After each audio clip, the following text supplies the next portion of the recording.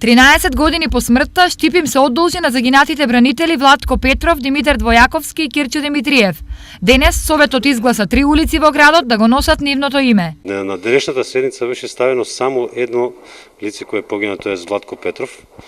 За него беше одредена улица, а за останатите двајца не беше. По моја иницијатива, по моје барање, се донесе одлука и за останатите двајца, значи се дадува улици, именување, се работи за именување на нови улици, не на улици кои до сега постоеле, значи тие сега нови и ќе ги носат имињата на лицата кои погинаа во 2001 година. На иницијатива на Достоинство, уште една штипска улица треба да носи име поврзано со конфликтот од 2001 година. Останува уште едно име од страна на бранителите, кој што е предложена како улица, тоа е насловот Македонски бранители, за кој што јас лично сметрам и советничката група на ВМРО ДПМН смета дека во некоја блиска иднина би требало да добие некоја порепрезентативна улица или некој булевар во општина Штип. За штипјани ова е најмалку што градот може да направи за тројцата бранители. Треба да има бранителите, треба да се почитуваат. Треба да им се даде почит